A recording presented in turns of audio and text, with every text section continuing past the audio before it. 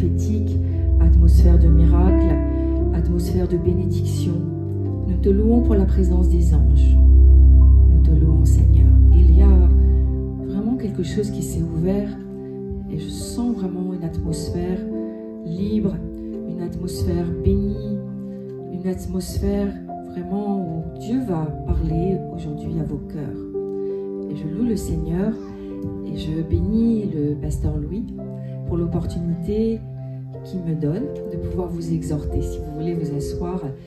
Et je te bénis, pasteur Louis. Je sens vraiment, je vois une lumière sur toi. Il y a une grâce vraiment sur toi, sur ta vie. Et le Seigneur voit aussi ton humilité, ta disponibilité. Et comme tu n'as mis aucune limite pour le Saint-Esprit et l'œuvre de Dieu, il y a dans ta vie une consécration totale. Et le Seigneur dit que Dieu va faire vraiment des grandes choses avec toi, que tu sois fortifié. Parce que pour l'instant, il y a un temps encore où le Seigneur travaille encore des choses dans ta vie, dans ton ministère. Mais c'est pour une très grande onction, c'est pour un très grand ministère et c'est pour une très grande église parce que je le vois en esprit, vraiment la lumière est sur toi. Et je sens le Seigneur qui veut t'encourager à continuer à marcher dans l'humilité dans laquelle tu es, surtout dans la disponibilité au Saint-Esprit. Merci Père de gloire pour sa vie et merci pour cette église qui me reçoit, merci pour le réseau et merci parce que ce matin tu veux parler à nos cœurs et tu vas parler vraiment de cœur à cœur et je sens vraiment le Seigneur qui veut vous parler et va faire descendre une grâce sur vous si vous recevez, si vous êtes attentifs. Et je voudrais vous parler un peu de la souffrance quand on est chrétien parce que c'est un questionnement, c'est quelque chose qui peut nous éloigner de Dieu et c'est quelque chose qui nous fait souffrir et parfois nous met dans l'incompréhension. C'est-à-dire que oui, on peut être chrétien et souffrir. Peut-être que c'est étonnant, mais parfois la souffrance peut être bonne pour nous. Est-ce que vous pouvez dire la souffrance peut être bonne pour moi? Et si vous n'en êtes pas convaincu, je vais en parler un petit peu ce matin dans une exhortation, puisqu'après nous avons donc Jerry qui va prêcher. Et voilà, le Saint-Esprit m'a dit vraiment, parle de la souffrance. Parce qu'il y a des temps en ce moment où mon peuple passe par la souffrance et il ne faut pas que ça les éloigne de moi. Et c'est vrai que nous n'avons pas toutes les réponses par rapport à la souffrance, mais dans la parole de Dieu, il est question et Dieu nous donne certaines pistes et certaines consolations quand nous sommes dans la souffrance.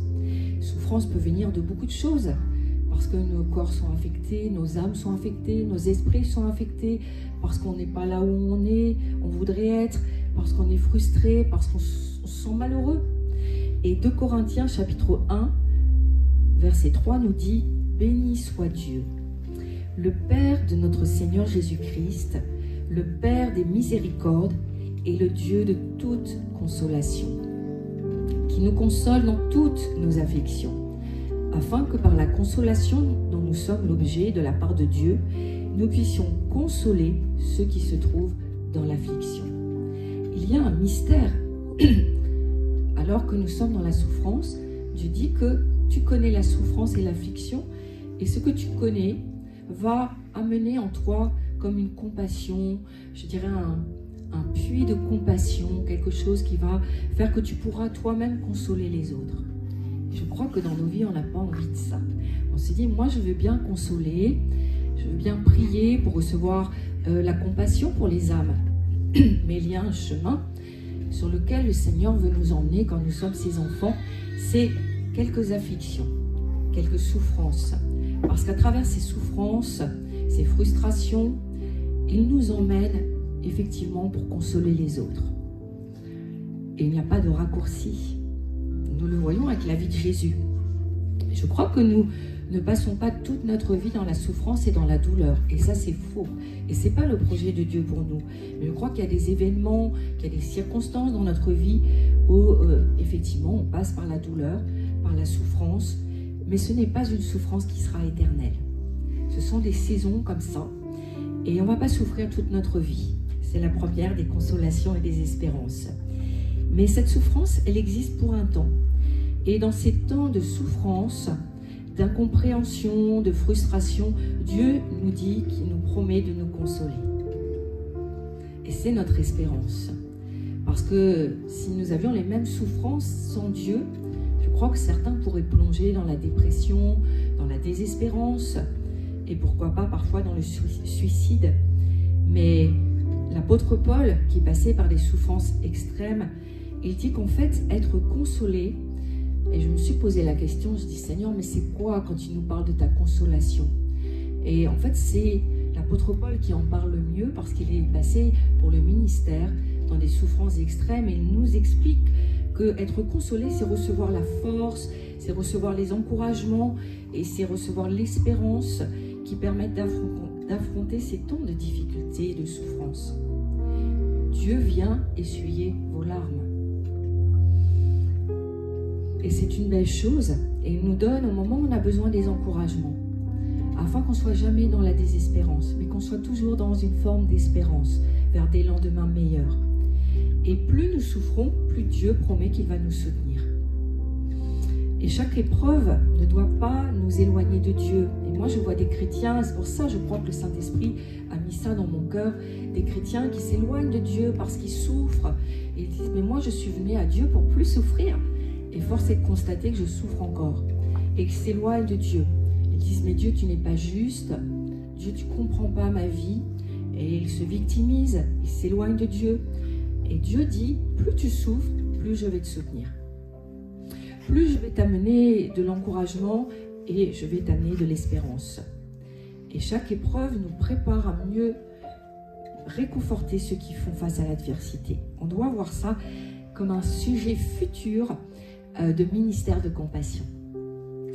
J'aime beaucoup le ministère d'Eric Prince et il y a quelques hommes et quelques ministères qui ont marqué ma vie et qui continuent de marquer ma vie. Je veux les honorer. Il y a le ministère de Derek Prince. C'est un ministère d'enseignants, de délivrance. Et j'ai tellement trouvé de sujets d'encouragement, d'espérance. À chaque fois que moi-même, dans le ministère de délivrance, je me disais, mais personne ne peut comprendre ce que c'est vraiment que la délivrance. Et j'ai toujours trouvé sujet d'être réconforté dans le ministère de Derek Prince. Je veux vraiment rendre hommage parce que si l'homme n'est plus là, le ministère continue. Je veux également feu le prophète Tibi Joshua parce que pareil, quand je vivais aussi le rejet, la persécution à cause du ministère, j'ai souvent levé les yeux vers le ministère du prophète Tibi Joshua, extraordinaire ministère de délivrance. Et je dis, ma fille, tu n'as pas vécu ce qu'il a vécu. Il a vécu de telles choses jusqu'à aller en prison. Et ça m'a beaucoup encouragée. Et j'ai dit, cet homme, vraiment, il est tellement courageux. Et il y a un autre ministère que je salue au passage, c'est le ministère de Francis Gawala, le prophète, qui m'encourage. Il m'encourage parce qu'il tient bon dans la délivrance, parce qu'il a un vrai témoignage, parce que ce que sa femme et lui font, c'est beau, c'est excellent. Je veux vraiment rendre grâce et honneur à ces trois ministères que j'ai cités dans la délivrance, dans l'enseignement. Et à chaque fois que je me disais, mais peut-être que dans la délivrance, je vais finir par mourir, parce que le diable vous met des idées en tête et il déteste et il haït le ministère de délivrance. J'ai toujours trouvé dans ces trois ministères ce sujet de m'encourager et de tenir bon et la tête haute. Et il y a, aujourd'hui c'est une exhortation, je ne parlerai pas des types de souffrance, parce qu'il y a plusieurs types de souffrance. Il y a la souffrance qui est immédiate et que Dieu veut enlever rapidement, c'est-à-dire les souffrances du passé et la maladie. Ce n'est pas juste que vous continuez de souffrir de la maladie et de tout ce qui s'est passé dans votre vie, parce que ça, en général, le Seigneur le fait disparaître vite. Peut-être il faut venir à un séminaire de délivrance ou de guérison, mais le Seigneur veut vraiment que nous combattions ça dans la prière.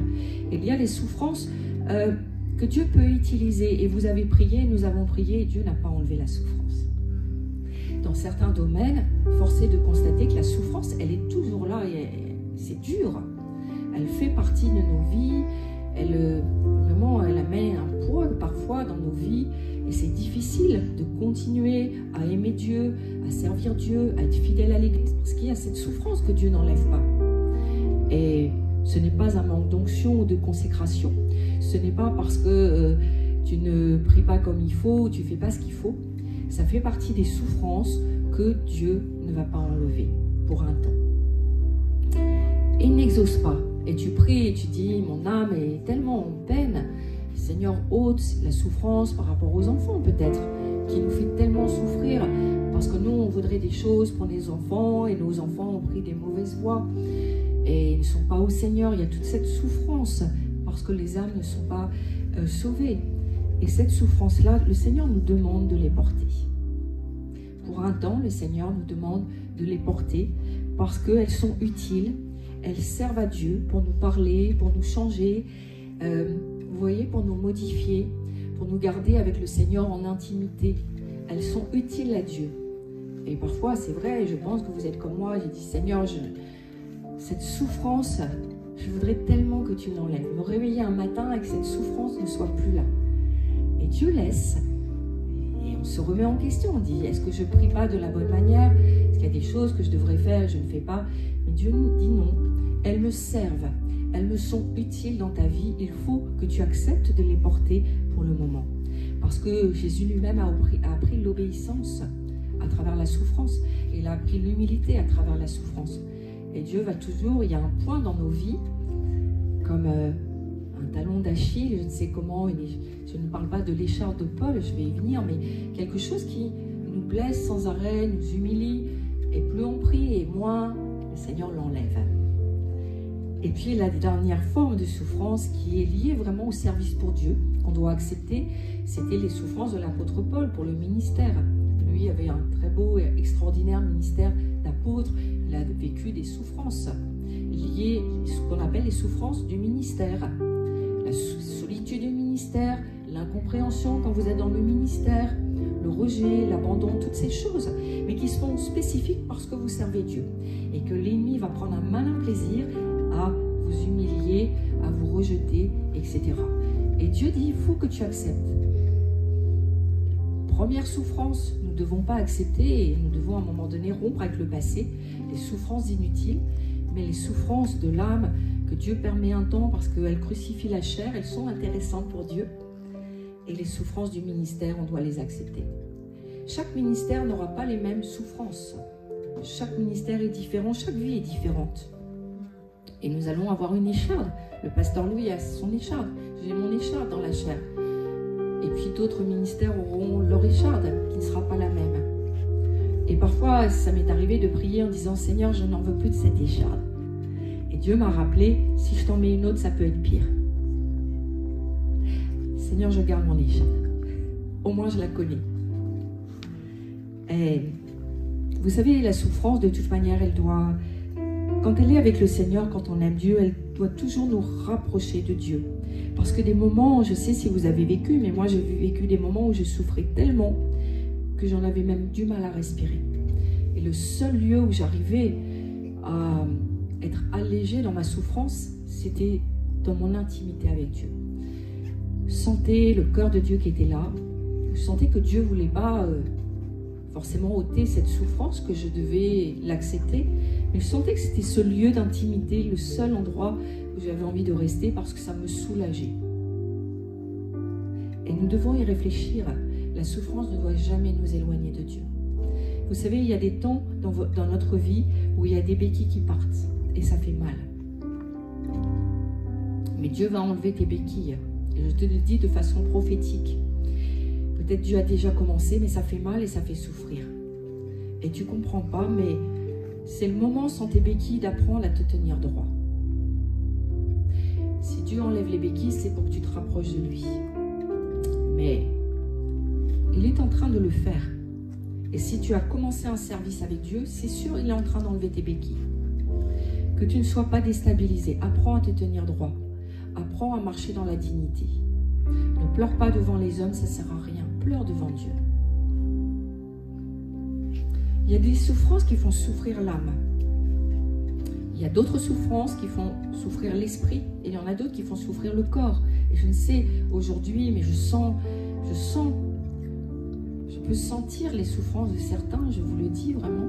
Je sens qu'il y a un écho quand je parle de la souffrance, parce que je sens qu'il y a des souffrances et des gens qui souffrent dans cette pièce et des gens qui regardent aussi. Mais en fait, ce sont des souffrances de l'âme qui sont nécessaires pour mourir à soi-même. Et il n'y a pas d'autre chemin. On doit les accepter. Autant on n'accepte pas les souffrances inutiles du passé, autant ce qui va te crucifier, ce qui va mourir ta chair, tu dois accepter. Parce que tu ne pourras pas rentrer dans le service. Tu ne seras pas utile dans le service. Et c'est dur, mais je t'assure, il faut capituler devant Dieu et dire, Seigneur, ces souffrances-là, je suis d'accord parce qu'il n'y aura pas d'autre chemin possible. Je pense des fois à Simon de Cyrène, et qui a eu un très court ministère, si on peut appeler ça un ministère, mais il était en chemin. Et il a été réquisitionné pour porter la souffrance de Jésus. En tout cas, pour accompagner Jésus dans sa souffrance. Et je me dis, ce pauvre Simon de Cyrène qui n'avait rien demandé, qui venait de nulle part, il ne savait même pas ce qui était en train de se tramer. Et il a dû à ce moment être réquisitionné pour soulager les souffrances. Et c'est l'exemple du service. Je dois accepter pour être à la louange, pour chanter, pour servir, quelle que soit la place dans l'église, je dois accepter de laisser ma chair mourir. Parce que l'esprit et la chair ne peuvent pas se mêler. Ça n'est pas possible. Donc, tant qu'on n'est pas passé par suffisamment de souffrances qui nous ont amenés et rapprochés de Dieu, la chair est trop présente. Et Dieu ne peut pas accepter ça. Parce qu'ici, vous voyez, c'est un lieu saint. Le service, c'est un lieu saint. Et on ne peut pas toucher comme ça le service pour Dieu, le sacerdoce. Il faut accepter que ces souffrances sont utiles pour faire mourir ta vieille nature. Ta vieille nature est en train de se détruire. Tu souffres? Alléluia. Parce que sur le moment, tu dis pas Alléluia, mais quand tu vas voir ce que tu vas être devenu, tu diras Alléluia. Parce que être crucifié, ça fait toujours mal. Ça fait mal d'être crucifié. Franchement, on n'a pas envie. Mais ce sont des souffrances nécessaires. Et réfléchis bien dans ta prière. Ne prie pas toujours que Dieu enlève la souffrance trop vite. Réfléchis si ce sont des souffrances inutiles ou si c'est des souffrances par lesquelles tu passes et qui sont utiles, qui vont faire mourir ta vieille chair. Le vieil homme, la vieille femme, qui savait nager et qui au baptême a bien survécu. Il y a les souffrances pour la cause de l'évangile. Vous savez, quand on est dans le ministère, on va passer par... On est censé s'être délesté des souffrances inutiles, mais on porte les souffrances pour la crucifixion et en plus on porte les souffrances du ministère. Et il faut encourager votre pasteur. Parce que c'est difficile. Ce sont des souffrances quand même qui sont difficiles d'être crucifié comme ça chaque jour et d'accepter. Et tous ceux qui sont dans un service. Et je te bénis vraiment, mon frère. Parce que tu vas prêcher. Et prêcher, ce n'est pas facile. Parce que quand on se lève pour prêcher, il y a un réel combat. Et on se sent vraiment attaqué, on est dans un combat spirituel. Mais vraiment, je veux t'encourager, Thierry, parce que tu as vraiment une belle âme. Tu es extrêmement précieux pour le royaume de Dieu et pour le pasteur Louis. Et que tu sois vraiment béni, toi et toute ta famille. Ton épouse aussi, Aurélie, je te bénis pour le beau service que tu fais aussi dans l'église. Et vous allez forcément vous l'expérimenter de mourir, que votre vieille nature meurt. Et c'est dur. Et c'est dur. Mais on ne pourra pas éviter. Parce que ce que nous voulons, évidemment, c'est devenir des soldats obéissants, des disciples. Et nous devons aujourd'hui, et je vais terminer en priant, nous devons faire la différence entre plusieurs souffrances. La maladie doit être éradiquée. Les problèmes du passé, ça doit être fini. Tu dois avoir ta délivrance. Tu ne dois pas passer des années à courir après ta délivrance. Déplace-toi, viens à un séminaire, mais il faut qu'à un moment donné, ce soit fini. Les guérisons, tu dois les avoir. Et ensuite, on va commencer les choses sérieuses avec le Seigneur, c'est la crucifixion. Je vais mourir à mes désirs, à mes ambitions, à ce que je veux, ce que je voudrais, ce que je pense. Je vais mourir vraiment Si j'ai pas envie d'aller là-bas, que le Seigneur me dit vas-y, je dois y aller. Si j'ai pas envie de donner pour la cause de l'évangile, le Saint-Esprit me dit donne, je dois donner. C'est la mort à soi-même, c'est la crucifixion. Je dois passer par là. Ce sont des souffrances qui vont vous faire grandir. Ce sont des souffrances utiles pour le Seigneur. Voilà, je vais m'arrêter là. C'était une exhortation. Mais je voudrais prier. J'ai une parole pour toi, Marie-Laure. J'ai vraiment une parole pour toi. Quand j'ai préparé ce message, le Seigneur m'a dit de t'encourager, Marie. Le Seigneur m'a dit vraiment de t'encourager. Parce que je crois que pour plusieurs d'entre vous, ce message a fait écho. Parce que je sens des cœurs qui souffrent. Mais ne rejetez pas tout. Ne vous éloignez pas de Dieu à cause de la souffrance. Faites un tri et dites, Seigneur, voilà, la souffrance du passé, c'est fini. La souffrance de l'âme, de la crucifixion, je suis d'accord. Et la souffrance parce que je suis dans le service, je suis d'accord. C'est Dieu qui mettra un terme à votre souffrance. Ne cherchez pas à l'arrêter humainement. Il y a des souffrances pour la famille, mais c'est pour le salut de la famille. Elles sont utiles. Et il faut que tu combats dans la prière. Mais Marie, le Seigneur vraiment t'encourage parce que tu es en train de passer par une crucifixion personnelle. Il y a en ce moment un tourbillon dans ta vie et tu regardes et tu ne comprends pas forcément. Et c'est de la souffrance aussi. Et une grosse souffrance. C'est comme si on a plongé une épée dans ton cœur. Et sache que ce n'est pas une souffrance inutile. Le Seigneur t'encourage, te dit, ce n'est pas une souffrance inutile, ma fille. Ce sont des souffrances qui vont t'amener à une gloire plus haute, plus grande, à une plus grande dignité et un plus grand honneur. Et le Seigneur vraiment est avec toi. Et que ces temps par lesquels tu passes, qui sont des temps douloureux, puissent te rapprocher encore, parce qu'il y a une intimité que le Seigneur veut que tu expérimentes. Tu aimes Dieu, tu es consacré, mais Dieu te cherche dans son intimité. Prends du temps, prie en langue, cherche Dieu, cherche le cœur de Dieu, parce que tu vas recevoir ta consolation et une force plus grande. Et il y a quelque chose qui va venir sur toi, Marie, à travers ces intimités. Il y a quelque chose de glorieux qui va venir sur toi. Amen. Et moi, je voudrais aussi, moi, en tant que mère, parce que je suis ta mère, tu es ma fille, pas dans la chair, bien entendu, mais Marie-Laure, c'est ma fille, et je la forme, et je veux vraiment aussi t'encourager, moi, pour te dire que Marie, tu as toujours été quelqu'un de loyal à mes côtés. Et je vais toujours prier pour toi. Et je vais toujours être là pour t'encourager. Tu n'es pas seule dans ces épreuves. Et il y a quelque chose de beau que le Seigneur va faire avec toi. Il va t'amener plus haut, tu vas être surprise toi-même. Mais il y a quelque chose qui va se faire simplement entre Dieu et toi dans l'intimité.